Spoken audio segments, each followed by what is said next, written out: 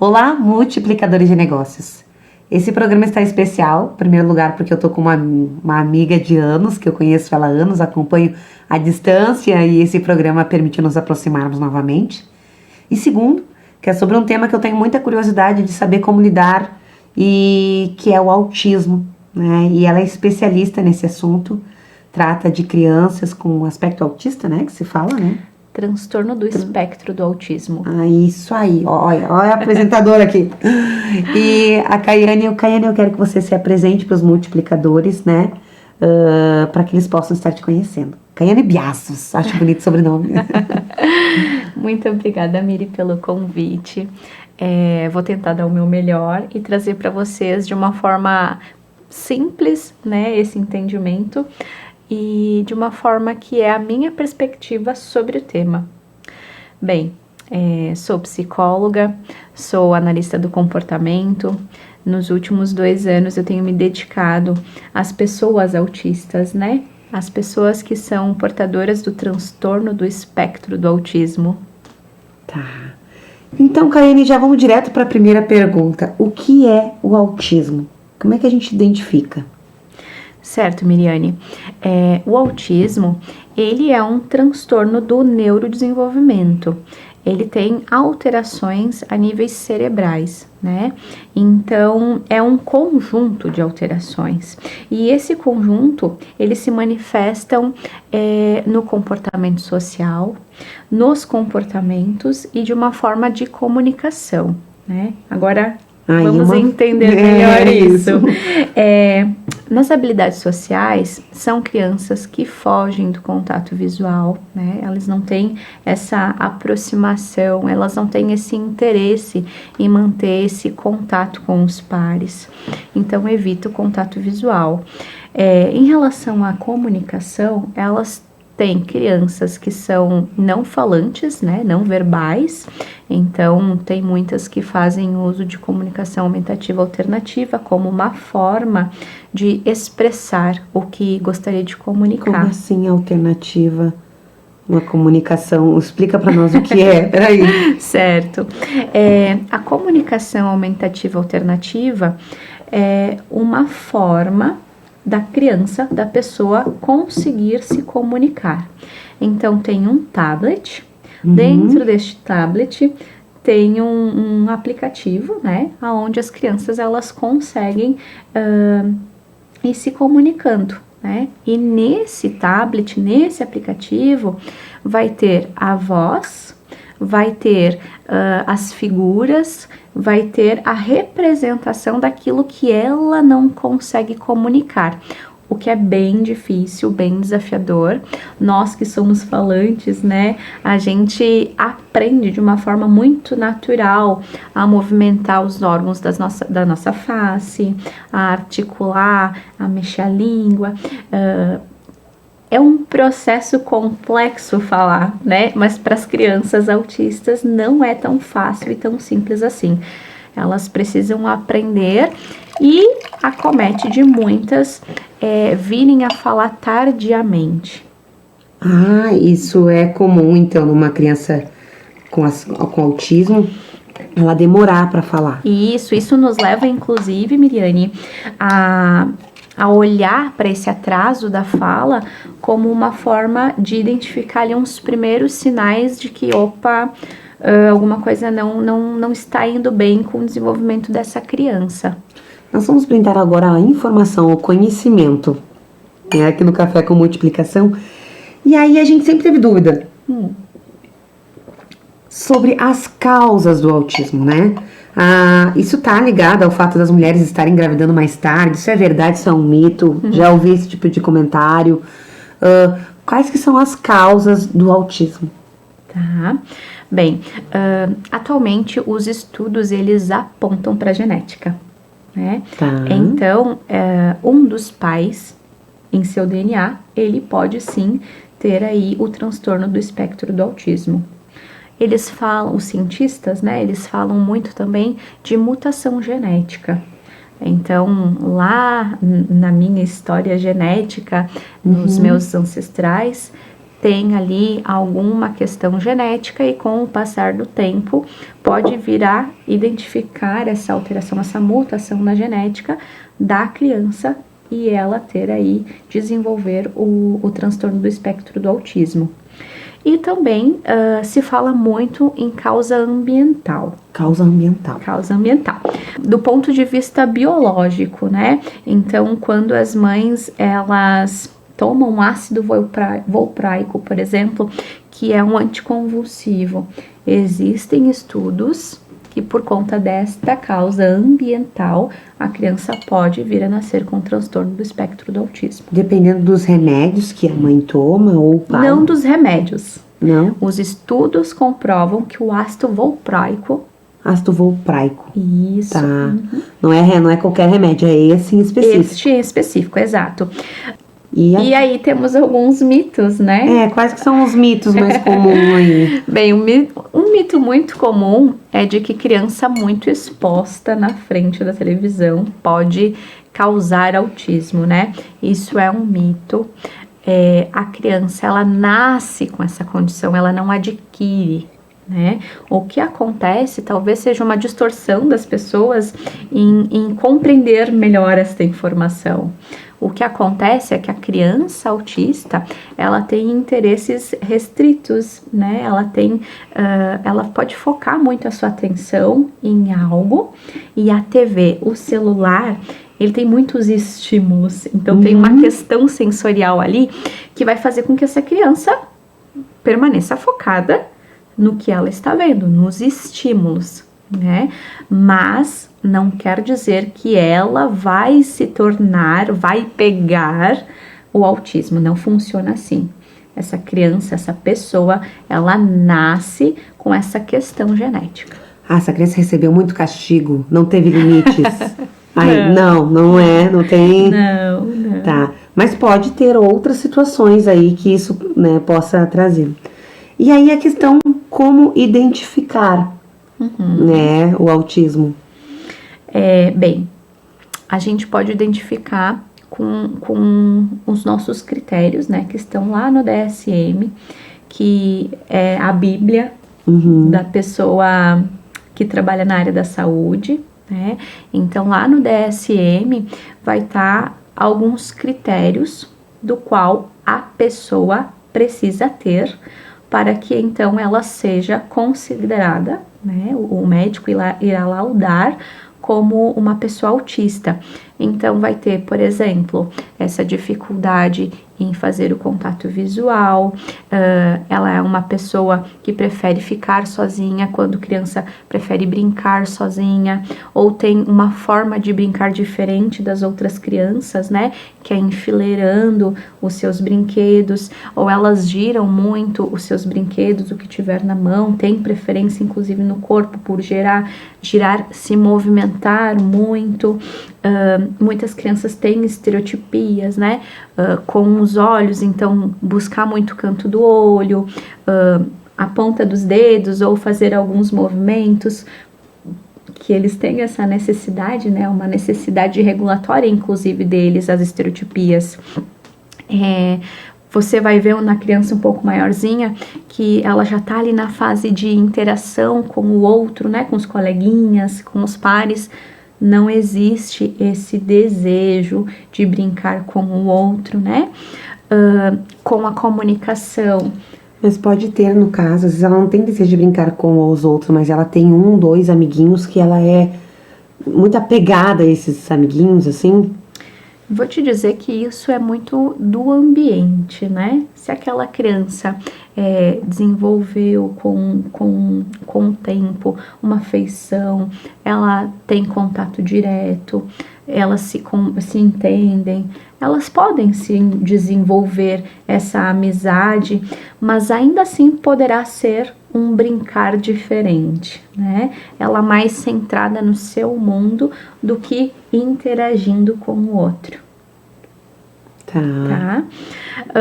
Em relação à comunicação também, é percebido muito nas crianças ou na pessoa autista, é ecolalias, né? Ecolalias, o que é isso? Ecolalias, né? Eu fico fazendo eco do meu próprio som, vamos dizer assim, né? Tá. Então você fala para ela, vamos pegar o carrinho azul. E aí ela gostou do som e ela vai falar azul, azul, azul, azul. E aí pode ser uma ecolalia que vai ser imediata ou uma ecolalia tardia. Ela ouviu falar, vamos pegar o carrinho azul no início da manhã. E lá no final da tarde, ela começa carrinho azul, começa a repetir, né? Ou daqui a pouco você fala para ela, fulano, vamos tomar banho. E aí fica, vamos tomar banho, vamos tomar banho, vamos tomar banho. Então, isso vem a ser uma ecolalia, Tá. né? Dificuldade para prestar atenção, né? Focar em outras coisas, em que o outro esteja me solicitando, né? Eles têm um interesse aqui, no seu mundinho. Outra coisa que é bastante visível, né? Algo mensurável, palpável, de olharmos, identificarmos, muitas das crianças caminham na ponta dos pés. Então, isso é uma característica da qual a gente percebe muito nas crianças, nas pessoas autistas, né? Rigidez comportamental também é algo bem importante. É aquela coisa de brincar sempre da mesma forma, fazer o mesmo caminho, Isso, sempre usar o mesmo tipo de roupa, a comida, né? Sempre a mesma comida, ter algumas dificuldades de comer algumas texturas, alguns gostos, né? Pode ter dificuldade também com o cheiro, com o perfume, né? Isso pode causar também crises na criança, né? Barulho. Muito barulho, daí entra a questão sensorial mesmo, né? Que aí o excesso dessa informação, ela pode trazer sim alguns prejuízos no comportamento, no qual sobrecarrega a criança, e aí ela vira a ter crises mesmo, né? E essas crises, daí, né, trazendo outra pergunta também, os graus de autismo. Como é que é essa questão? Tem graus, não tem? Sim. Bem, hoje nós falamos em nível 1, 2 e 3 de suporte, né? O que vai variar e como a gente vai poder avaliar isso? Depende muito da tipologia e da intensidade, né? O nível de suporte que aquela criança precisa. Então, pode ser que eu tenha uma pessoa autista nível 2 de suporte, que ela é super funcional, ela é super funcional, ela se comunica, mas ela vem ter crises ou daqui a pouco habilidades de vida diária, ela precise de auxílio. A gente pode ter uma pessoa de nível 1, eu tô divagando, para tornar mais compreensível, né? Pode ser que eu tenha uma pessoa autista de nível 3 de suporte que precise de muito apoio, de um apoio substancial para comer, para se trocar, para ir até o banheiro, ou usa fraldas, não se comunica, não é falante. Então, depende muito da condição daquela pessoa, do nível de suporte daquela pessoa, né? Tá. Quando tu fala 1, 2 e 3 de suporte, é que o nível 1 precisa de mais suporte externo? Explica para nós. Ao contrário. Como é que é? Como é que é a lógica? A lógica é, nível 1 de suporte são as pessoas que têm as características do autismo um pouco mais leve, né? Tá. Uma forma mais branda, vamos dizer assim. Nível 2 de suporte já tem ali algumas dificuldades, algumas defasagens bem consideráveis. E nível 3 de suporte, aí podemos considerar um nível mais grave, né? Um pouco mais desafiador no cuidado, por conta das necessidades que a pessoa vai enfrentar na sua vida diária. Agora nós vamos falar em vida diária. Essas crianças estão crescendo e tem muitos adultos. Vou te fazer uma pergunta que eu fiz aqui nos bastidores. Sempre teve essa quantidade de autista ou tá tendo mais agora? O que você pensa sobre isso?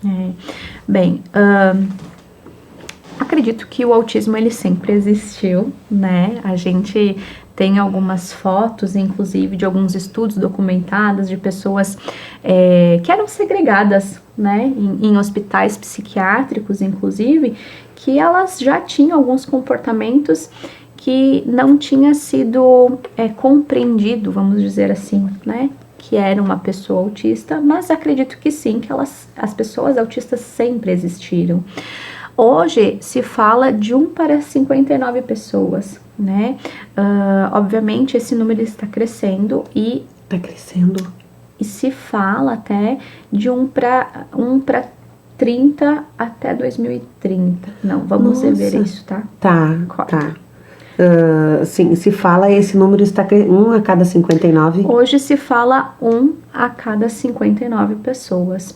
Até 2030 esse número ele vai crescer, né? Então o número de autista está crescendo, isso é evidente.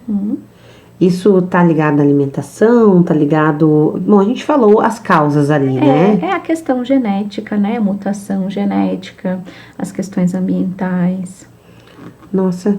E aí os adultos autistas, né? Tu falou existe muito adulto que não teve esse diagnóstico, está aí no mercado de trabalho.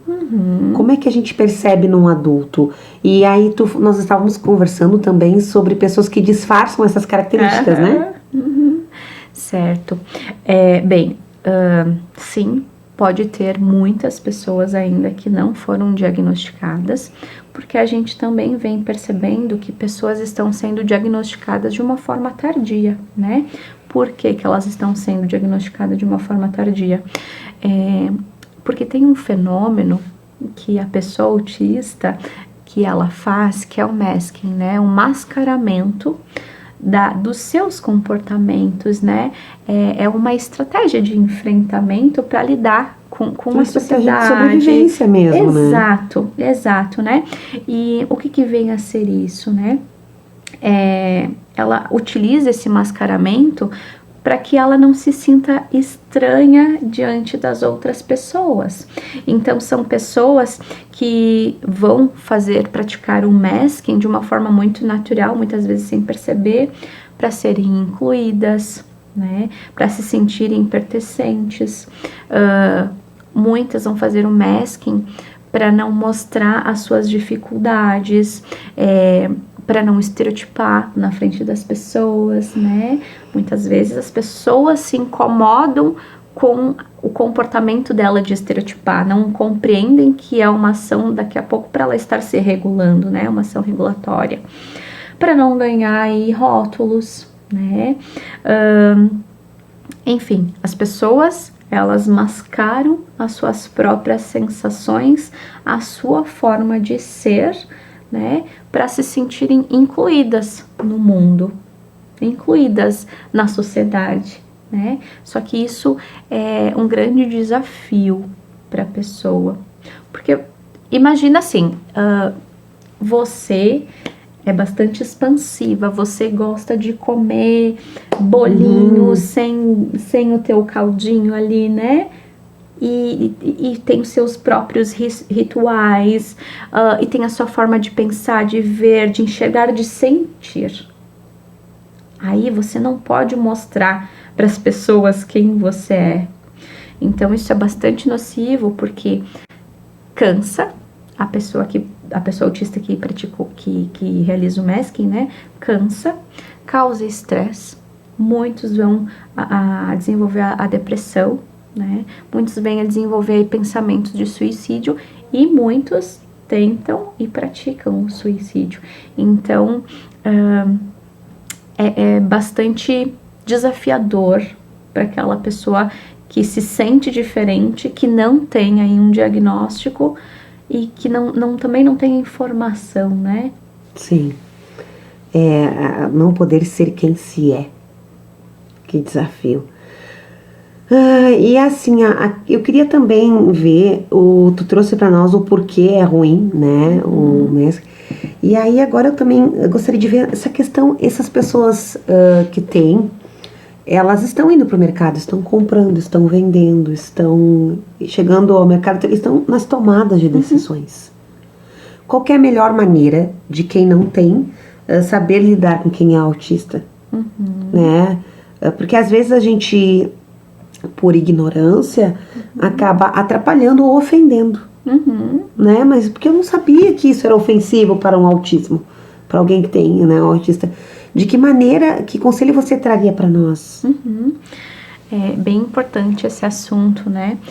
A pessoa autista, que ela está no mercado de trabalho, ela provavelmente, certamente, ela vai estar desenvolvendo muitas barreiras, vai estar enfrentando muitas dificuldades, justamente porque é desafiador estar no mundo onde você vê as coisas diferentes. É como se você estivesse indo contra o fluxo, né? Então, é bastante desafiador para essas pessoas.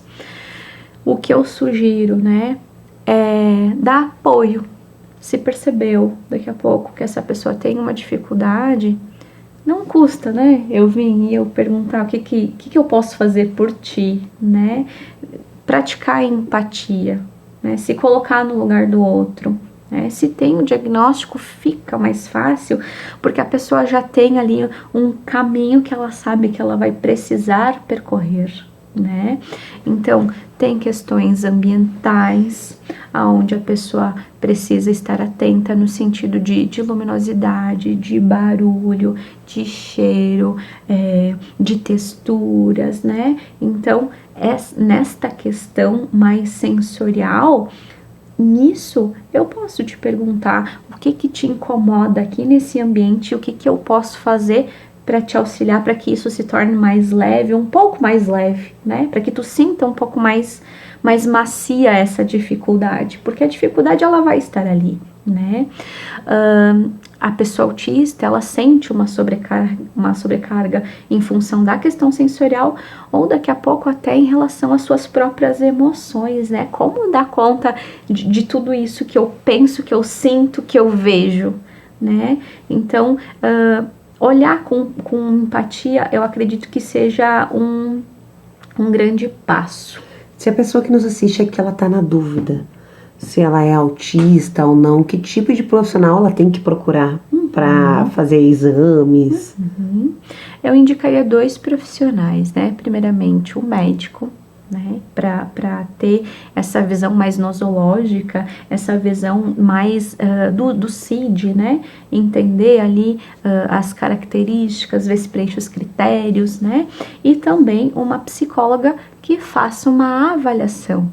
É muito importante ter uma avaliação para verificar ali se os seus comportamentos, se o que sente, como age, né? E um detalhe muito importante que eu não falei antes, mas o autismo, ele precisa estar presente desde a tenridade, desde a infância, né? Não, como eu falei, é genético, então a pessoa nasce com autismo. Ela não vai pegar autismo, ela não vai desenvolver o autismo, né? Então, o médico e a psicóloga para fazer uma avaliação são as pessoas mais indicadas, porque aí vai fazer toda uma busca, inclusive na vida pregressa aí, né, da pessoa autista. Nós estamos chegando ao final aqui, né, já do nosso programa. Meu Deus, passa rápido.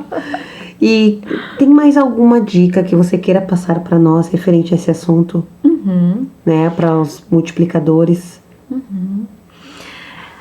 Bem, minha perspectiva, né, meu olhar, a gente precisa ter muito carinho com as famílias. Sim, a pessoa autista, ela tem muitas dificuldades, mas a família, ela também precisa de um apoio, de um acolhimento, de uma empatia, né? Porque são eles que estão calçando os seus sapatos todos os dias e enfrentando muitos desafios na vida diária. Então, são pessoas que também precisam de um olhar atento, sabe?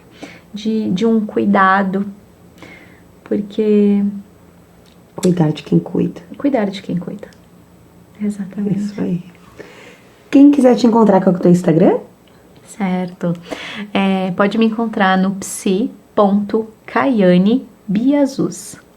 E vocês eu vejo aqui também no nosso próximo café com multiplicação de negócios.